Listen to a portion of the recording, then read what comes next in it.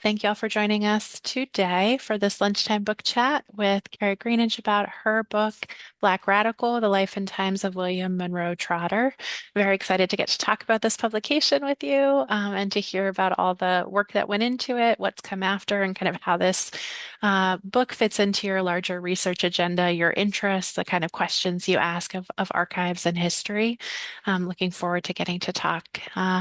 And to also hear from our attendees if they have questions as well about this study and about some of your other work. So my name is Naomi Slip. I am Chief Curator and Director of Museum Learning at the Whaling Museum. And it's my pleasure to welcome our attendees here to hear about this project. I'm going to introduce our speaker and give a really quick summary of the book from basically the press blurb, and we're going to hear a lot more about it as we get into the presentation itself. Dr. Kerri Greenidge is an award-winning historian and scholar of African American and African diasporic histories in New England. She has served as co-founder of the African American Trail Project at Tufts University, where she most recently served as associate professor in the Department of Studies in Race, Colonialism, and Diaspora. Dr. Greenidge served as the Frida L. Miller Fellow at the Radcliffe Institute for Advanced Studies in 2024 to 2025. Her work has appeared in the New York Times, The Atlantic, The Guardian, and The New Yorker. This book that we're going to talk about received the Mark Lynton Prize in History, the Massachusetts Book Award, the J. Anthony Lukas Award, the Sperber Award from Fordham University, and the Peter J. Gomes Book Prize from the Massachusetts Historical Society. It was shortlisted for numerous other awards. Every one of your publications is rightly celebrated, and the accolades go on and on and on. So it's really our pleasure that you're willing to spend time with us today. The book that we will be talking about is, again, Black Radical, The Life and Times of William Monroe Trotter. I hope everyone follows the press link on the program page and purchases a copy if you haven't already.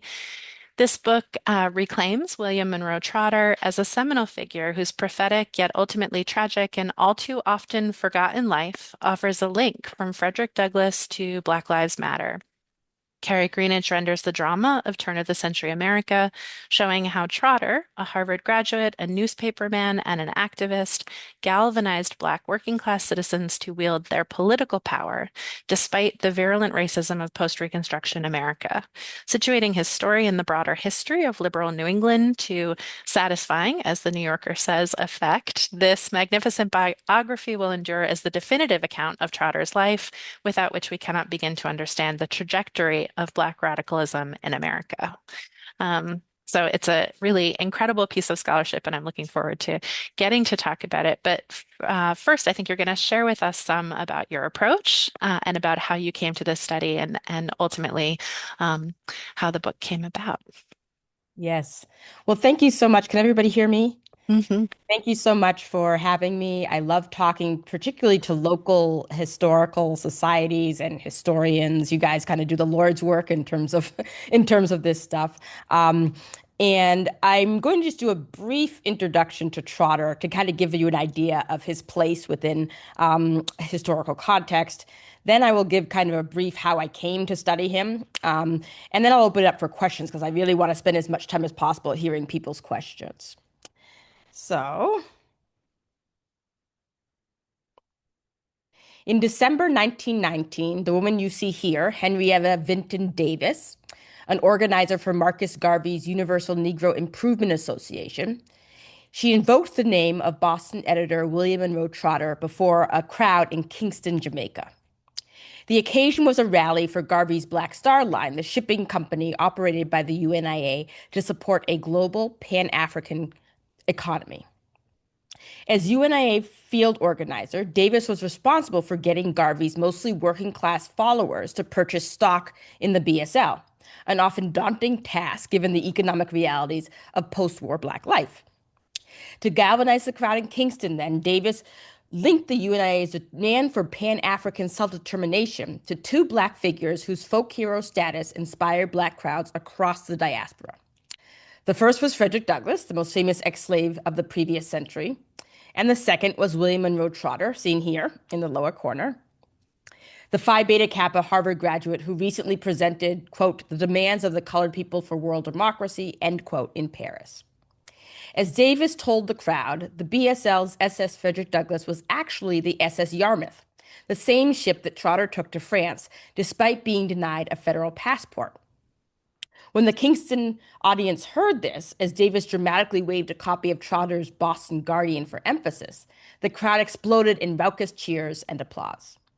The Boston editor's radicalism was so respected, Davis told the UNIA in her report of the incident, that stock purchases surged across Jamaica at the mere mention and implication of Trotter's connection to the Black Star Line. He is also invoked during the horrible Tulsa race massacre in 1921. 2 years after he was invoked in Jamaica, black men in the Greenwood district of Tulsa, Oklahoma, referenced Trotter, the Guardian, and Black Boston in particular in their armed defense against white violence. From the May 31st to June 1st, 1921, whites in Tulsa burned Greenwood to the ground, forcing over 10,000 black men, women, and children to flee their homes. Known as the Negro Wall Street, Greenwood was the wealthiest all-black city in America, where black migrants built their own investment firms, hospitals, newspapers, and small businesses. By the time of the Tulsa massacre, blacks in Greenwood survived the economic recession that roiled post-war northeastern Oklahoma, and more financially stable than some prominently white towns. By the end of the massacre, however, Greenwood was completely destroyed by what turned out to be a coordinated attack by government officials, Tulsa's white business leaders, and the state's militia.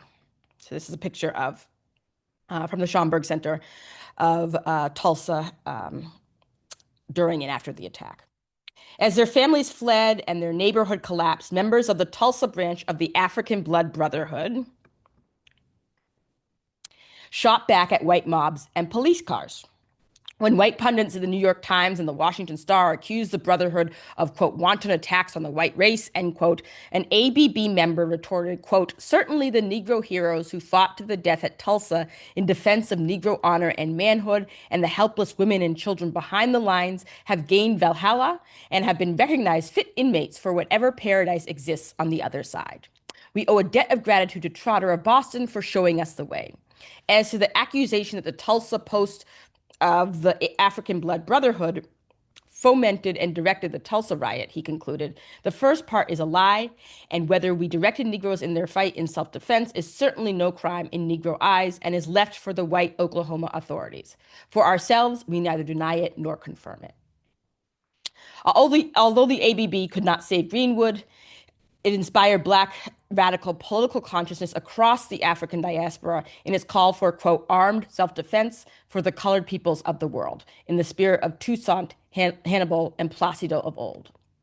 Founded in 1919 by Trotter and Caribbean radicals who you see here, including Hubert Harrison and Cyril V. Briggs, the African Blood Brotherhood used the violence of Red Summer in 1990, the failure of the Great War to address the, quote, anti-colonial impulse of the darker world, and the racialized rhetoric of self-determination embodied in Woodrow Wilson's 14 points to argue for black radical liberation on terms dictated and directed by, quote, colored people themselves.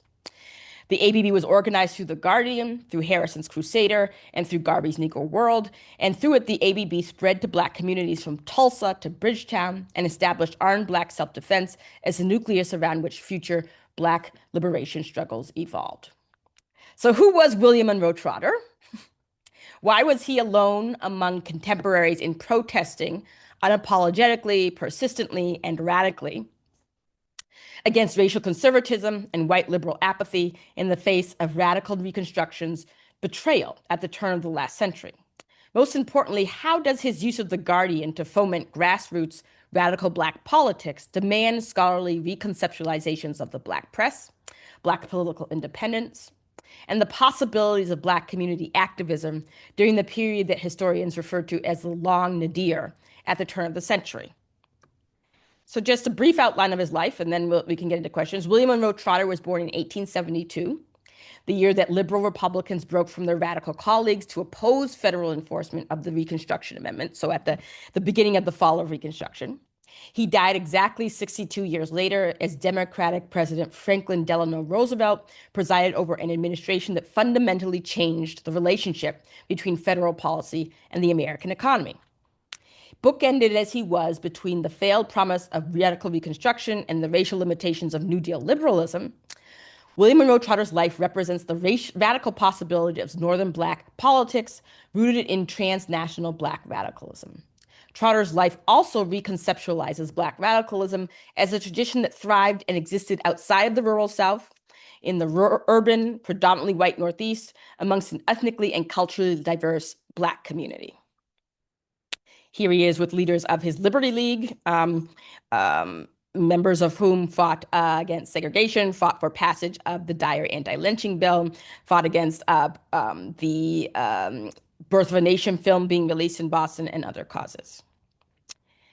His parents were formerly, his father was a formerly enslaved man from Mississippi on the right who served in the Union Army and eventually became the Register of Deeds for D.C. during Reconstruction. His mother was the daughter of free people from outside of Charlottesville, Virginia, who were related to the Hemmingses and Jeffersons of that area, and became conductors on the Underground Railroad.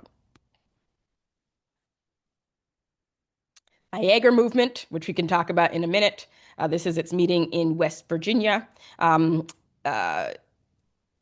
Bois was a friend, sometimes foe of Trotter's, and this is a picture of them in the Niagara movement. So how did I come to this topic, and what might it mean for myself and for the kind of field as it goes forward? I first heard about William Monroe Trotter from my grandfather, who you see here, Samuel Lee Dance, a proud Black veteran of World War II, who was raised in Petersburg, Virginia, who was intensely political despite the fact that he lacked a high school education. He and my grandmother were activists in the mold of Howard Thurman, whose Jesus and the Disinherited stood on their bookshelf beside a copy of The Souls of Black Folk by W.E.B. Du Bois. My grandparents were amongst the first African Americans to purchase a home in Arlington, Massachusetts during the 1950s, although they spent their lives involved in civil rights work around Greater Boston and across New England. It was from them that I learned to look for Black stories beyond the existing scholarship, in supposedly predominantly white places like New England and Boston, as well as distinctly African places like the Mississippi Delta and Haiti. Often my grandfather would pile me, my sisters, my cousins, and any neighborhood kid who happened to be hanging around into his silver Cadillac. We would drive up and down Route 2, west on I-90 or south on 93. We even made our way to New Bedford in the 80s a couple of times. And he would point out places that seemed significant. Downtown New Bedford, the fishing shacks on Plum Island, or the woods around Great Barrington and Mount Greylock, where he said Black people and Native people had left their footprints.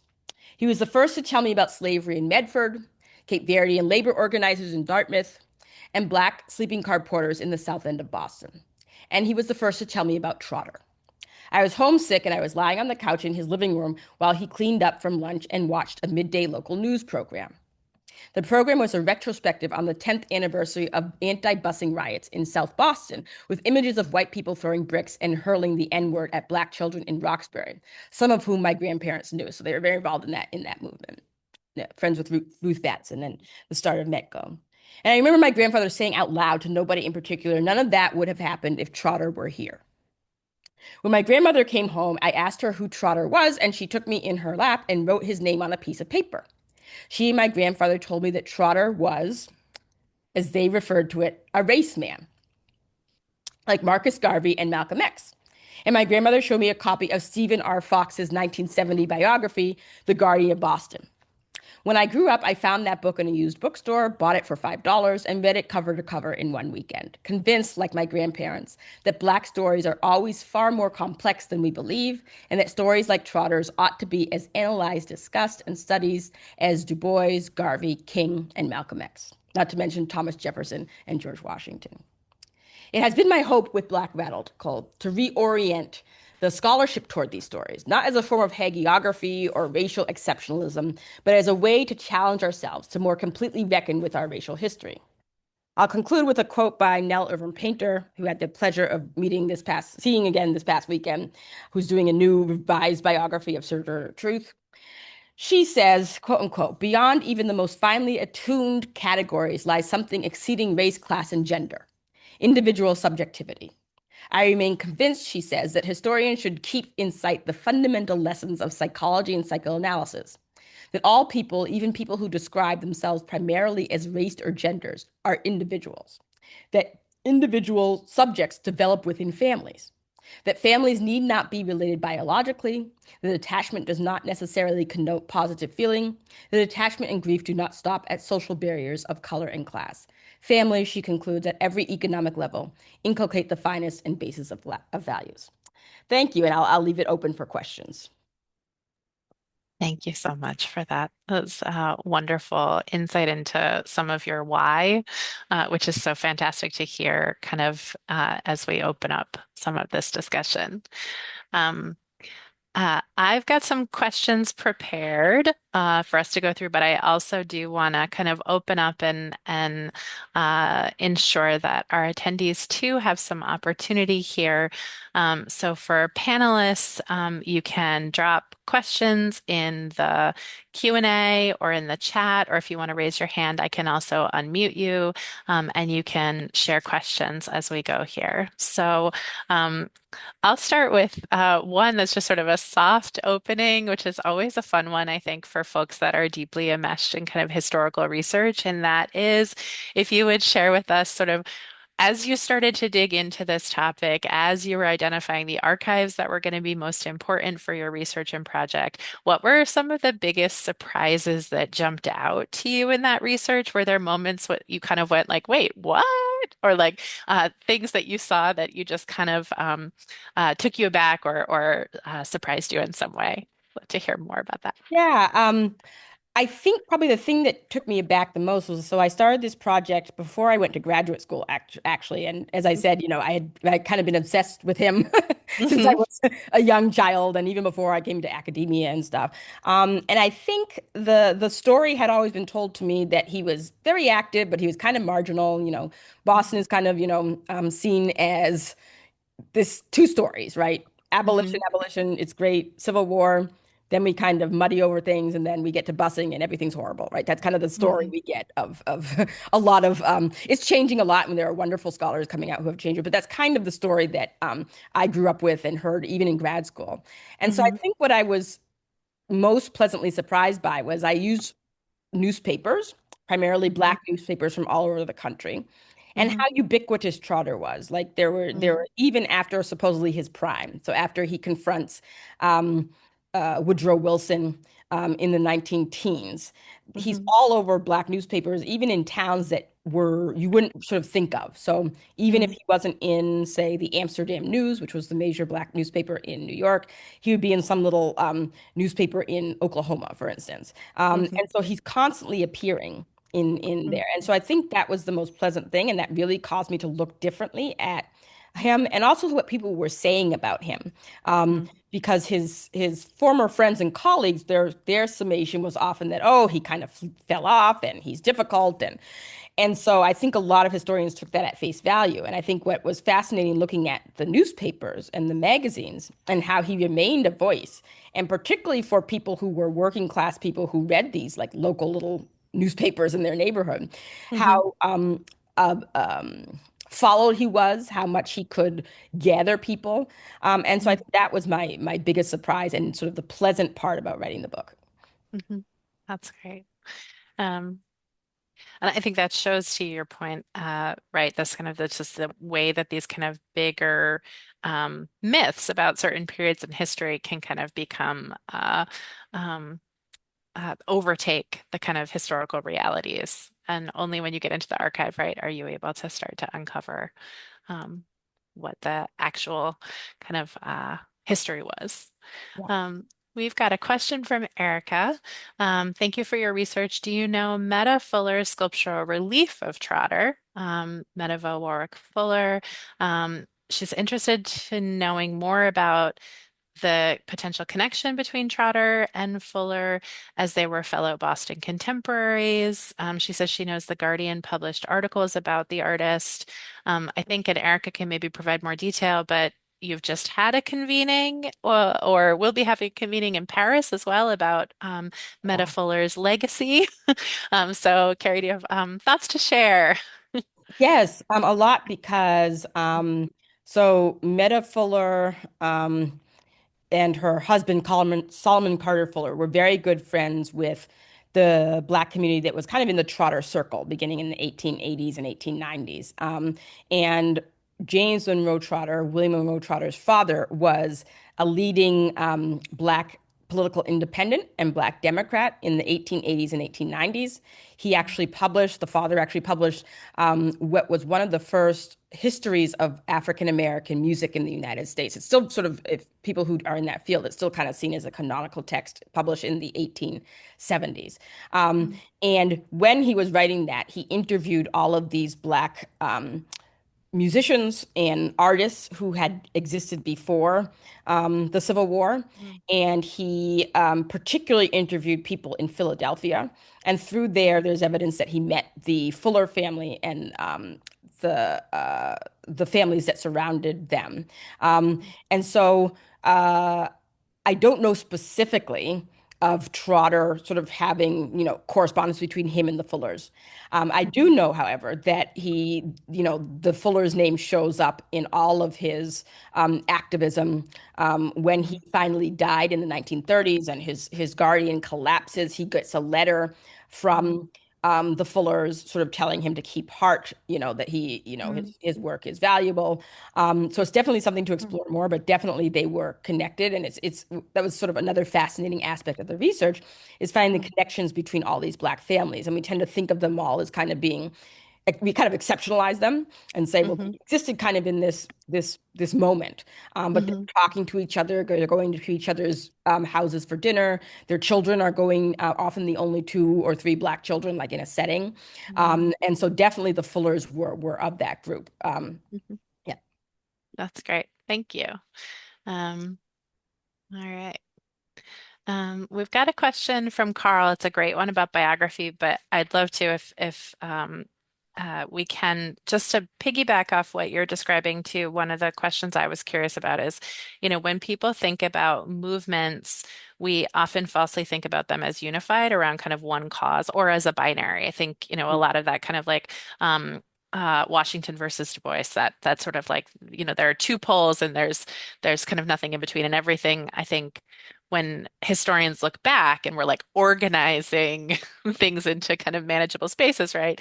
We think about them this way. And your book really outlines how Trotter saw activism and defined it, often in contrast to, say, Washington or Garvey. Can you talk a little bit about the contradiction, about how Trotter's work and his life fits into, rejects, or complicates these kind of frameworks, which I think are exactly what you're describing, right? It's sort of messy, it's personal. Mhm. I'd love to hear your thoughts there. Yeah, thank you for the question. I think so one of the things I noticed doing the research is Trotter organizing. He stole from the antebellum abolition movement, agitate, agitate, agitate. That was kind of his saying. Mhm. And his point was often that you constantly had to agitate for the fulfillment of the rights that were promised to Black people after the Civil War, namely the 13th, 14th, and 15th Amendment. Mhm. And that those rights were gained. Again, he's the son of a Black veteran of the Union Army. He really thought they weren't like owed to Black people, but they were earned, Mhm. and that there was no reason in his mind that these fights should continue Mhm. because you had the 13th, 14th, and 15th Amendments. And so Mhm. that was the place he came from all the time. He Mhm. also believed that you had to organize communities themselves, right? And you Mhm. had to um, get people to show up to things. And there's stories of him showing up at the Negro Independent Political League, which he Mhm. helped to found in like 1904. And Mhm. it's him and only like three other people. So Mhm. his point was that you had to be agitating even when there's 500 people and there's only 5 people who show up. And so that was, fascinating for me to see that he kept at it for that many years. And, Mhm. one of the things I point out in the book is kind of to his own kind of mental detriment because he's constantly fighting with people. Sometimes those fights are actually brilliant and bring about political change. His criticism Mhm. of Washington, for instance, I argue in the book, actually had this galvanizing effect on Black working people who often Mhm. didn't like what Washington was saying, right? But they didn't have a voice to voice that. Mhm. And that kind of brought Washington to a point where he had to explain some of the Mhm. problematic things he was saying about his people and about slavery. And Mhm. so I think to answer your question, I think, activism is messy. I think we're in a moment where people kind of think that one thing is going to like suddenly the powers that be are going to say, aha, I finally have seen the light and I'm going to treat people better, or I'm going to Mhm. support trans youth, or now women, I no longer am a misogynist, right? But it doesn't work that way. And I think Mhm. Trotter, for all of his faults, recognized that and that it was like a Mhm. long-term thing, right? And that nobody, he also took from Frederick Douglass, nothing, power concedes nothing without defeat, right? You Mhm. have to keep, nobody's going to kind of give you what they perceive as what they've taken from you, right? You have to Mhm. kind of keep protesting for it. Mhm. About the one other thing in the next question, but one other thing Yeah. that struck me was, the relationships between these figures are Mhm. often very personal. Mhm. So like Du Bois and Trotter knew each other at Harvard. Du Bois actually courted um, Trotter's wife.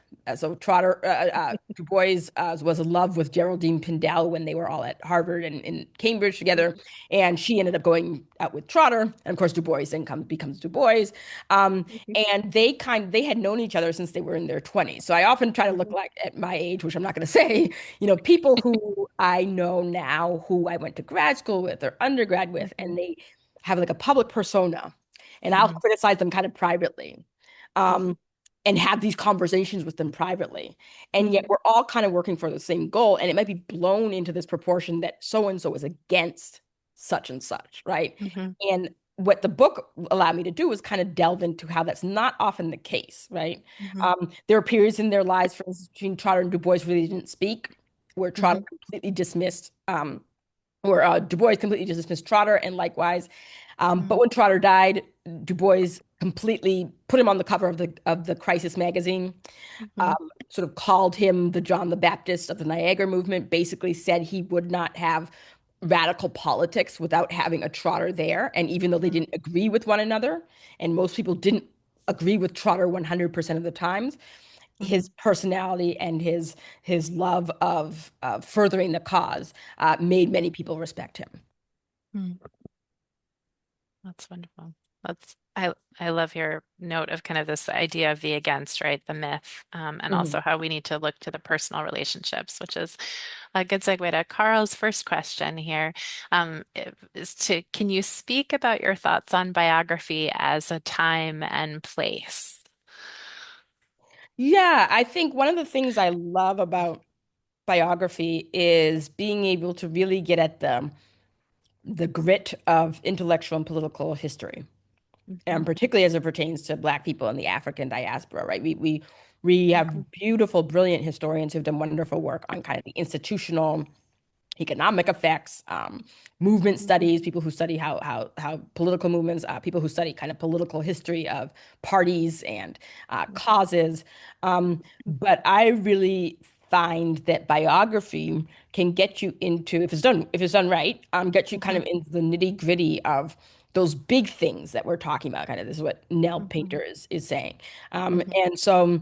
Um, Being able to get into a place, I was really fascinated and saw and still see Trotter as kind of this microcosm of Mhm. Boston and New England Mhm. that had been at the forefront of anti-slavery and civil rights, and its senators are supporting. I mean, Charles Sumner drafts the 14th Amendment with the Mhm. help of Black people he knows in Boston, really at the forefront of that. And then there's this violent reaction to Reconstruction, and Mhm. there's efforts to basically turn back the clock. And how do white liberals in New England respond, right?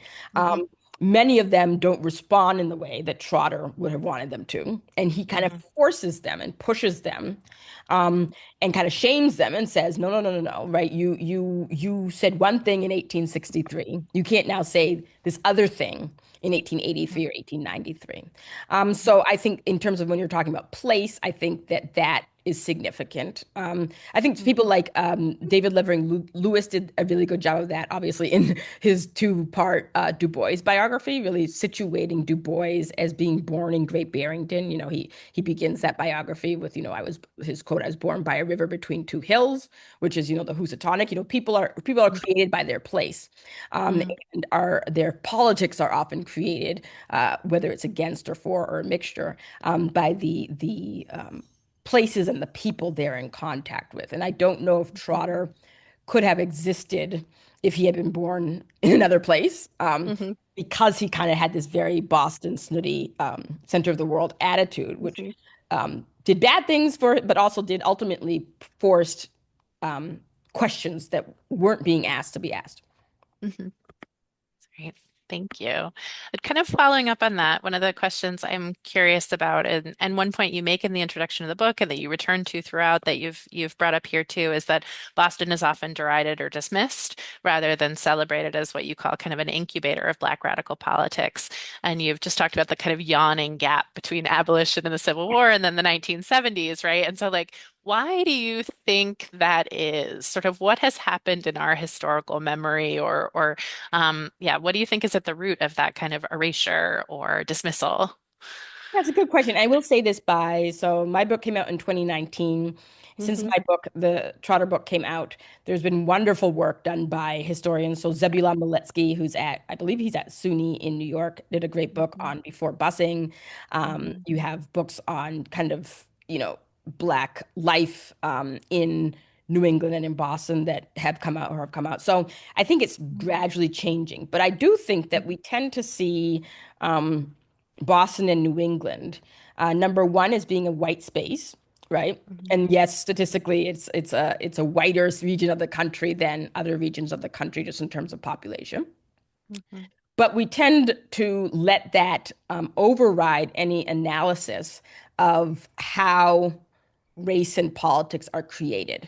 And so that when something happens like busing, the headlines were at the time and still often be this very much like, oh my gosh, how could this come out of nowhere, right? And we know, things are brewing, and the relationship between Boston's Black community and Irish Catholic community. I mean, you could do a similar thing, the relationship between African Americans, say in New Bedford, and Cape Verde Americans in New Bedford, Hmm. right? And so I Hmm. think that when you're looking at New England generally, but also Boston in particular, it's Hmm. hard to categorize if you're looking at race and Black life from the lens of um, Southern slavery, migration to the North, struggle against structural racism, Northern civil rights movement, labor movement, and then decline, right? That's kind of Hmm. the historical Hmm. trajectory that, again, when we teach undergraduates, that's kind of the story, Hmm. which is a valid one. I'm not saying that that's untrue, but I Hmm. think that that tends to collapse the nuances of stories. And Hmm. Black life in New England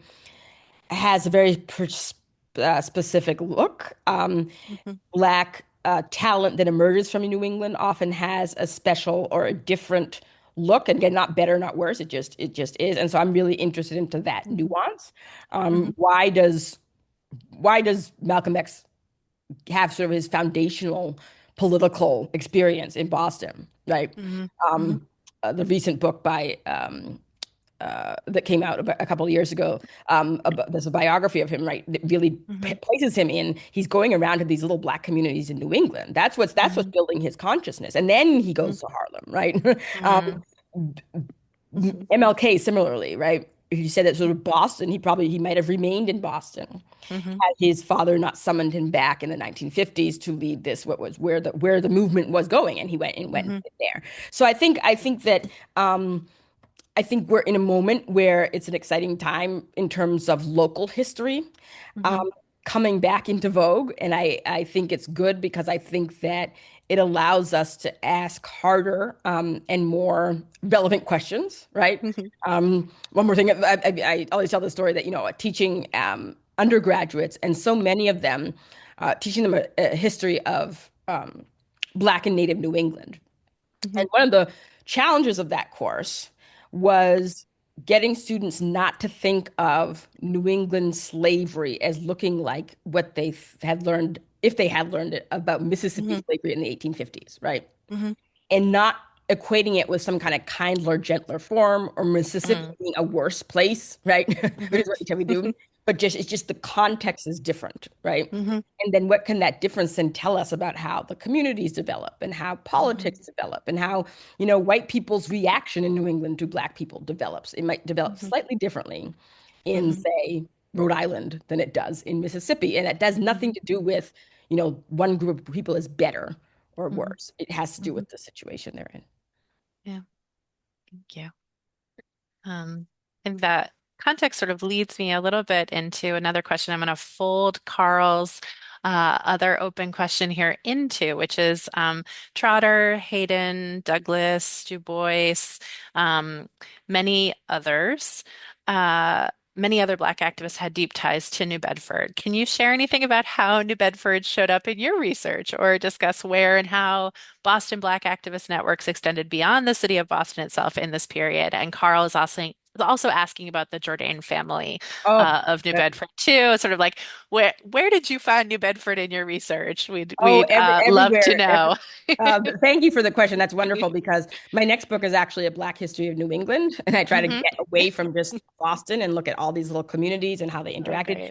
great. So the Jourdain family was one of the first people to support The Guardian. So when The Guardian came out in 1901, it was never a money maker, right? So Hmm. he's relying on people to hype it up and sell it. And so Hmm. there's, the Guardian beginning in 1901 is getting huge amounts of support from Black communities in New Hmm. Bedford, in Salem, Hmm. and in um, along the Cape. Right, so Hmm. you get all like these correspondents from there. So the Hmm. Jourdain family, their names, the various ones of them, it's not one or another, who appear as columnists in the Guardian from Hmm. 1901, really up through the next generation. So they're constantly contributing to it. Hmm. Um, New Bedford was a rallying point for Trotter, particularly during the 1920s with the labor movement, Hmm. and him pointing out that Black people, he's doing this earlier, but by 19 teens, Black people are workers, and Black people should ally their cause with workers' rights, and so there were a lot of workers' movements that took place in New Hmm. Bedford amongst longshoremen, right, and Hmm. Portuguese workers Hmm.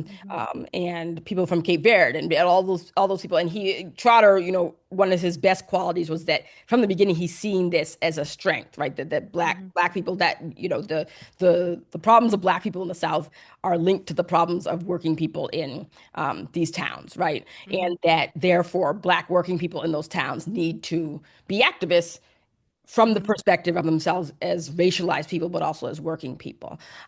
So I have a bunch of work that I've done just on the Jourdain family, just kind of in the background, but they're one of those families that is fascinating if somebody can do kind of a deeper dive because they're definitely show up amongst Du Bois and amongst Trotter. Trotter was also somebody who there's one statement he says towards the end of his life that he believes, communities by the sea, that those are where sort of the next stream of kind of racial consciousness is going to come. And it Hmm. didn't matter if it was like a space that was a white space or a Black Hmm. space, the Black people in those spaces by the sea, according to Trotter, Hmm. were going to be kind of the leaders of that movement. He was very supportive of the state of Massachusetts in the 1920s during kind of this nativist scare and the rise of the Ku Klux Klan, Hmm. wanted to, prevent people of African descent of migrating. And Hmm. Trotter holds a rally in the South End in Boston. I believe it's 1919, no, 1920, 1921. It's like right as the war is ending, where he rallies together Cape Verdeans and African Americans and people of African descent from the Caribbean, talking Mhm. about how, in a very sophisticated way in the articles, about how getting rid of that population affects the labor in communities Mhm. like New Bedford and like Salem, Mhm. because if you get rid of that population, you're cutting into the labor force and how that's connected. So it's a fascinating Mhm. story. Definitely New Bedford was one of his places. Definitely his family vacationed when he was a little boy. In Mhm. he grew up in Hyde Park, but there's a notice that his mother, when the James Trotter is in D.C. for his Mhm. job, the family, she takes the children to visit him in D.C. and then they travel. They somehow make this circuitous route where they make their way to all these little black communities because, of course, Mhm. black people couldn't stay in hotels, so they're Mhm. making their way. And so one of the places they stay for like days is New Bedford, Mhm. both as they're making their way to DC to see James and then as they're Mhm. making their way through. So it's Mhm. definitely, New Bedford's like a fascinating history. It's one of those places Mhm. that even my grandfather, I'd talk about him. He considered he had friends who he knew in New Bedford from the Navy, and Mhm. that had family had lived in New Bedford or that area for generations. Mhm. And so that that the fascinating sort of the African diaspora that's there. Mhm. Thank you. Um, I'd love to build off of sort of some of the, or pull apart some of the threads in what you just shared a little bit, because it feels like some of, the kind of coalition building of radical politics in this period that Trotter is such a leader in are also tied up with sort of a lot of the more radical political movements, more broadly speaking, right? And so I'd love to hear if you could expound a little bit on the importance of understanding class dynamics when we're looking at Black activism in these decades. Why does class matter, and where did Trotter fit within these class dialectics and divisions during the period in question? And I'm drawn to think about, he is a kind of a Harvard man, right? And yet there's sort of this working class voice that he's able to kind of speak to. So I'd love to hear you share a little bit of your thoughts on that, kind of where class is here. Yeah, so I think it's fascinating to me because I did this book and then I did my second book, which was on the Grimkes. And so it's Hmm. two very different families, each of whom produced phenomenally successful and tragic, people who were race men, as my grandfather would call them, who were doing all this political stuff, but had very different views of kind of their blackness and where they Hmm. came from. So for Trotter, one of the things I saw was that he didn't ever appear ashamed that he had enslaved people in his ancestry. Hmm. And he would point to both the fact that his father was born enslaved in Mississippi and was Hmm. likely the son of rape, so likely that his mother Hmm. was raped by a slaveholder and then had these children Hmm. and moved them to Cincinnati, which was a notorious city where slaveholding white men would send their um, black women, quote unquote, Hmm. their black women and their Hmm. mixed race children too. And so Trotter Hmm. was not, of all his contemporaries, was not somebody who would kind of not talk about that in polite company, right? And Hmm. that was one of the Hmm. criticisms that some of his earliest critics had. Like he had no modesty, right? Why was he talking about these things in public? Hmm. And I think that that affected his approach to class Hmm. because he was never ashamed of the fact that um, before his father becomes this very wealthy real estate investor and is appointed in the Cleveland administration, that all of his people he knew were working class, yet upperly mobile black people Hmm. in rural Ohio and what becomes West Virginia.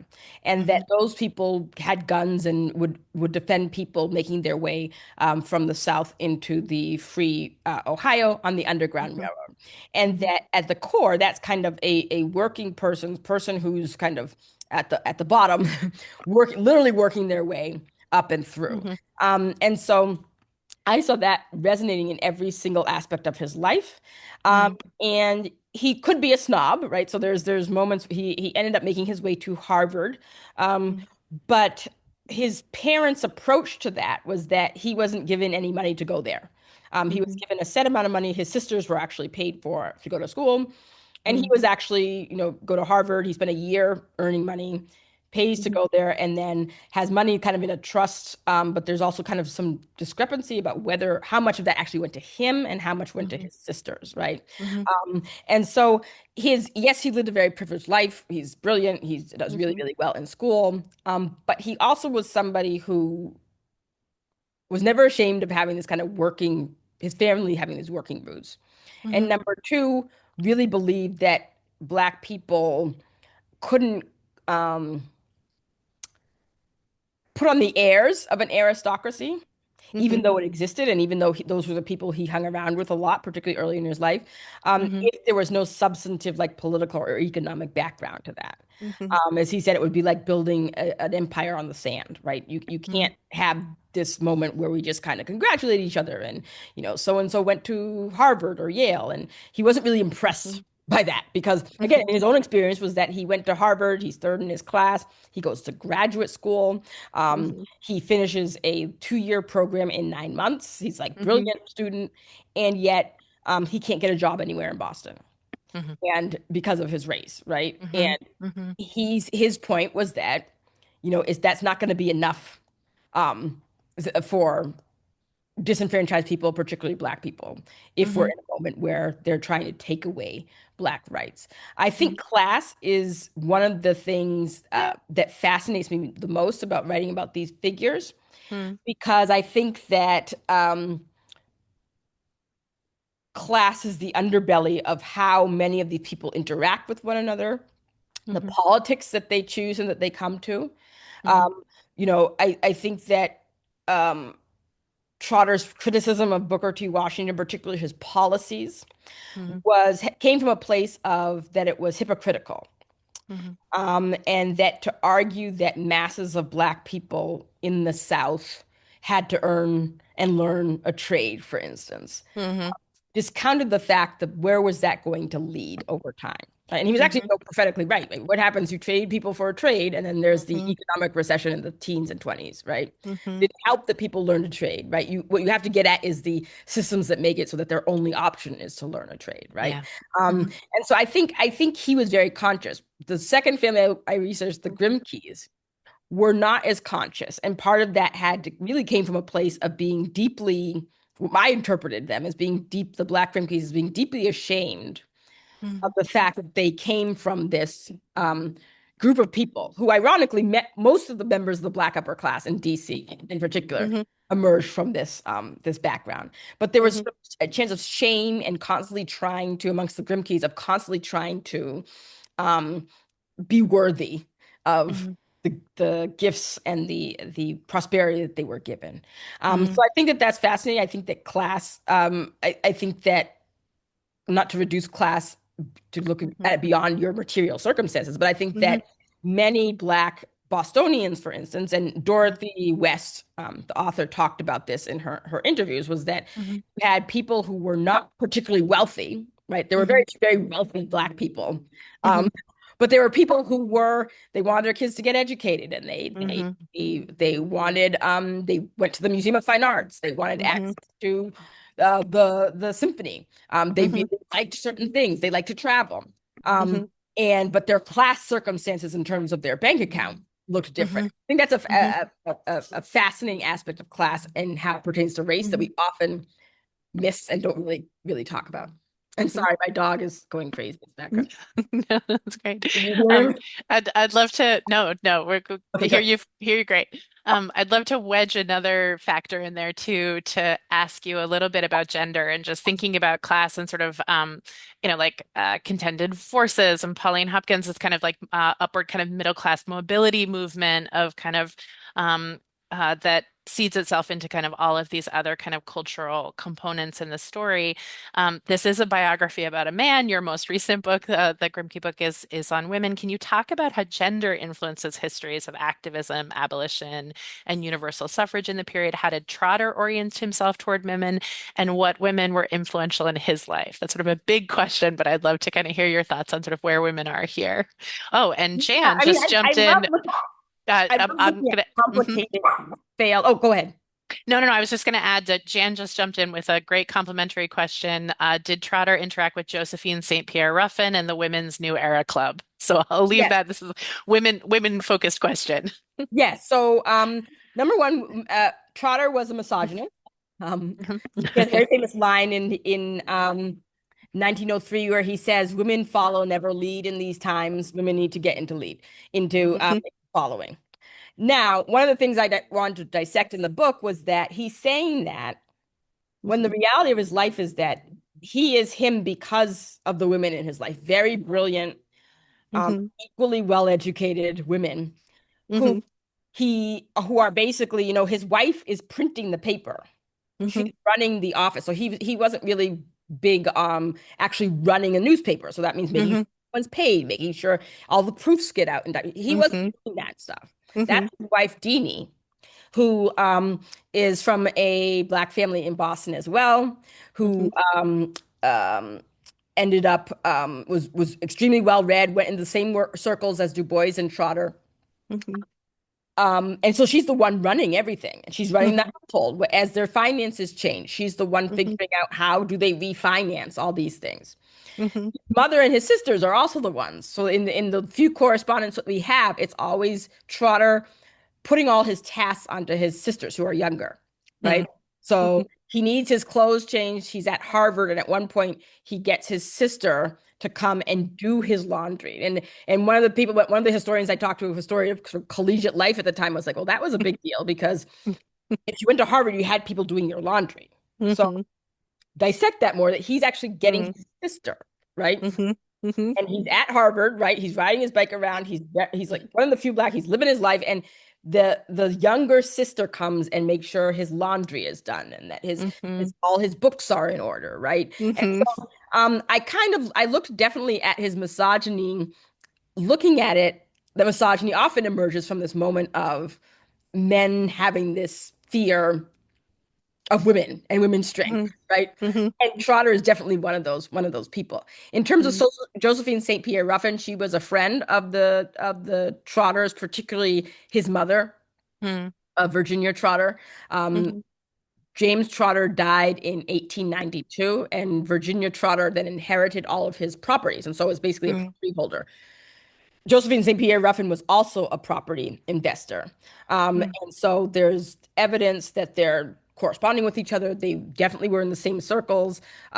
Josephine Ruffin supported the National Equal Rights League that Trotter founds. She is also a good friend of his sisters, Deanie and Bessie, who, after their father dies, are basically with their mother, like running the household and the family affairs. Trotter during his life kind of evolves. I wouldn't say he gets entirely rid of his misogyny, but he definitely became somebody who started to have, for instance, a woman's column in the newspaper. He was definitely somebody who began to publish speeches by Black women that probably in like 1918 that he would not have published, say in 1903. In terms of gender and how it influences this work, I think gender, like class, and like origin, is kind of the thing underneath things that functions everything. And within that, you can't kind of separate gender from class. You can't separate it from skin color. You can't separate it from region. And so one of the things I try to do, for instance, in the Grimke book, was the fact that you have these white women who are sincerely abolitionists, right? They do sincerely believe slavery is morally wrong. And yet their big kind of Achilles heel is that they are also slaveholders. And so what does that actually mean when you're just interacting with Black people? What does it mean to the Black people that that's who they interact with, that that's the preface, right? And that there's all these assumptions that the white Grimke women have because they are white women from this very specific class of slaveholding wealthy families in Charleston, South Carolina. That they had, these views. And, one of the things I say in the Grimke book is that the Sarah and Angelina Grimke often didn't have much self skills, right? In terms of like nursing their children and stuff, because they grew up, if you grew up like they grew up, enslaved Black women did everything. But what then happens when you leave? Your family disowns you and you are on your own. And so it affected, particularly Angelina's child rearing. I argue in the book the way she kind of interacted with her own children. She didn't really know what to do. Mm-hmm. And that's understandable when you think she had like five Black women in the house who are literally doing everything and being Mm-hmm. horribly treated as they're doing it. Mm-hmm. And so that's an example, I think, of how gender, you couldn't have had the dynamics that you have between the white Grimke women and their Black nephews if Mm-hmm. you didn't kind of look at the fact that they are women from this very specific moment in Charleston. Mm-hmm. Likewise, you can't really have a conversation about Angelina Grimke, their great niece, Mm-hmm. um, who's a lesbian woman, who is a poet, who is brilliant, and nobody really understands her throughout her life. Her Mm-hmm. father, her mother is white. Her mother is out of the picture by the time she's 7 years old. Her Mm-hmm. father is just wants this girl to become like an intellectual. Um, Mm-hmm. her uncle really just wants her to look to be a good Black girl in public, right? So Mm-hmm. don't be too loud, don't show your body, all these types of things. You're supposed to be morally correct, and how that then creates Angelina Grimke, Mm-hmm. who's a brilliant poet. I mean, in the archive, she's writing poems when she's like 7 years old that rhyme and are like beautifully Mm-hmm. done, and Mm-hmm. nobody kind of, as a historian, you're like, this kid is brilliant. She doesn't need to be in sitting Mm-hmm. school, right? She Mm-hmm. doesn't need to know how to Mm-hmm. host a man in her house for tea. Like, Mm-hmm. this is just let it rip, let her do her thing. But Mm-hmm. she's a girl and she's a Black, and she Mm-hmm. is, to her parents' credit, in DC when DC is taking away all of these rights for Black people and particularly Black girls, how that's affected. Mm-hmm. And so that then creates the way they then parent her, right? I argue, Mm-hmm. Mm-hmm. which then to her detriment becomes the way that she sees the world. Mm-hmm. Oh. Well, I hope I'm gonna drop that book link in the chat. That sort of covers what came after this book. I'd love to kind of conclude here with you in our last 2 minutes by hearing about what you're working on now. Sort of where is the book that you're focusing on in New England? Can you tell us a little bit about that? And I'm gonna Yeah, so find a link for the Grimke book here for our listeners. it's so the book I'm working on is basically a history of Black New England. It's looking specifically at these intertwined biographies beginning in the 1750s up to the 1850s. So I look at Quock Walker, his case in Western Massachusetts. I look at Hosea Easton and Prince Hall. I look at Josephine St. Pierre Ruffin and George T. Downing. And then I end the book with William Worthy in the 1950s, who born and bred in Boston and becomes kind of a firebrand for rights of the press during the Mm, Cold War. And basically, the argument of that book is that, New England is known for kind of these liberal moments and this mhm, liberal history. And I kind of want to interrogate that and say that despite their, minuscule numbers, at these mhm, moments, there's Black people who kind of push back, who force then the white majority to make a decision.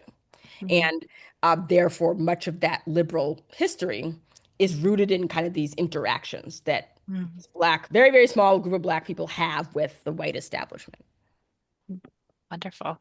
Well, look forward to it. You said you're off to the archive next. What are the archives that you're plumbing for this project? Where are you heading Well, today? I'm lucky that I live up in Peabody, Mhm, and really close to Salem, and so mhm, I've been loving the Phillips Library Archive that's up in mhm, Raleigh. mhm, It's, amazing collection. I really like going to like local historical societies, but that one mhm.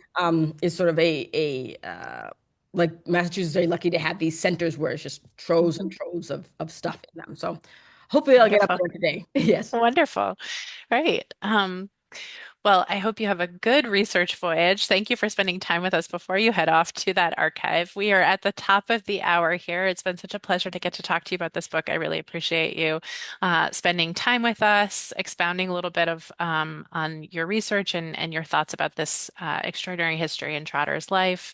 Um, I do hope that our attendees will pick up a copy if you have not already, and read this book. It's a really incredible study, and it illuminates so much more about kind of the broader context of the histories of Black activism that were happening in this decades, and what was happening more broadly in a global context, which is really fantastic. So thank you for spending time with us. I hope our attendees have enjoyed the discussion, and I hope you will keep an eye out for our next book talk on June 25th with Carol Gardner. So Jan says, thank you so much. Love this. Thank you, Jan, for joining us. Thank you so much, Thank guys. you, It was Lee, wonderful. Carl, Ellen. I do hope that your research will bring you to New Bedford, Oh, that you will yes. come and visit us, that you will spend time with us, One of and my things, but one of my colleagues. things later this summer. Yep. Good. Well, colleagues here in the audience from the New Bedford Historical Society, from the National Park, so I know we'll be excited to welcome you when you come to visit us. Excellent. Thank you Yeah. so much, guys. All right. Thank you. And take care, everyone. Thanks for joining us.